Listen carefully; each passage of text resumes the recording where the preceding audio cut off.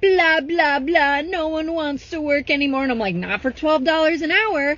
Oh, the stories I could tell to support this TikTok. For now, I'm only going to talk about my last job, which was about 5 or 6 months ago. So the owner of my last company was a boomer. He was a very tall, very loud, no nonsense, business-like, almost Texan. He came across as Texan, he wasn't.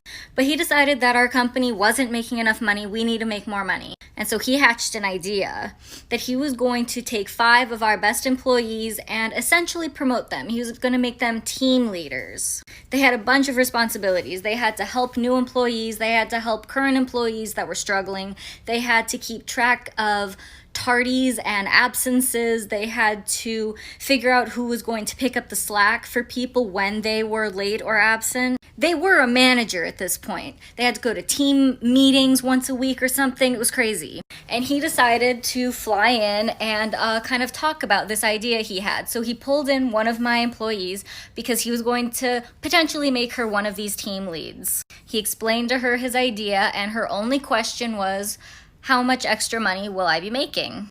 To which he said, it's not about the money.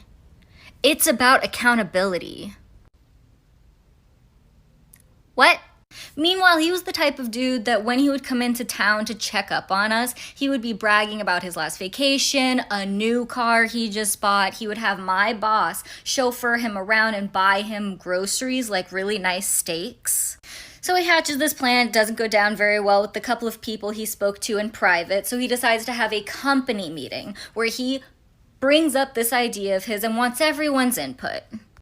And another employee, another girl that I knew, raised her hand and said, okay, so these new team leads that have all of these new responsibilities, including still having to do their job, how much extra are they going to be making? And he went, guys, it's not about the money. It's about accountability. What does that even mean?